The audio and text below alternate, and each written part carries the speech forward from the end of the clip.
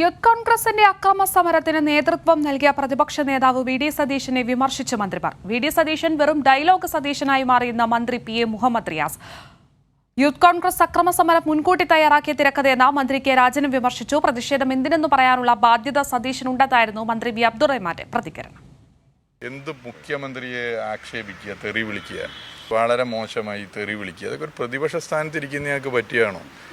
പറയുന്നതൊന്നും നടപ്പിലാവുന്നില്ല. അങ്ങനെ ചെയ്യും, ഇങ്ങനെ ചെയ്യും, വിടൂല, കയ്യും കെട്ടി നോക്കിക്കൂല, തിരിച്ചടിക്കുക, ആഞ്ഞടി. ഇതിപ്പോൾ 2.5 കൊല്ലമായിട്ട് തന്നെ കേൾക്കുകയാണ്. അപ്പോൾ വി ഡി സതീശൻ വെറും ഡയലോഗ് സതീശനാണ്.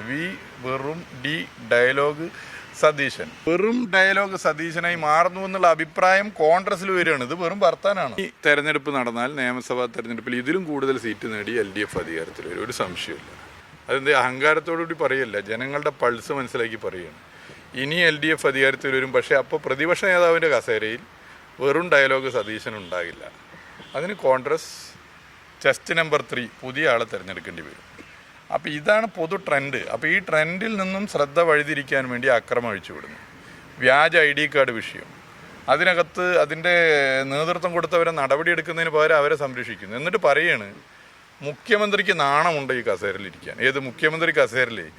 ജനങ്ങൾ 2016 ശേഷം 2021 കൂടുതൽ സീറ്റ് നൽകി, നല്ല പിന്തുണ നൽകി അധികാരത്തിലെത്തിച്ച ഒരു മുഖ്യമന്ത്രിക്ക് ഇരിക്കാൻ കസേരയിൽ നാണമുണ്ടോ? യഥാർത്ഥത്തിൽ അദ്ദേഹം കണ്ണാടി നോക്കി പറയേണ്ട കാര്യമാണ്. അദ്ദേഹത്തിന് പ്രതിപക്ഷ നേതാവിൻ്റെ കസേരയിൽ ഇരിക്കാൻ നാണമുണ്ടോ?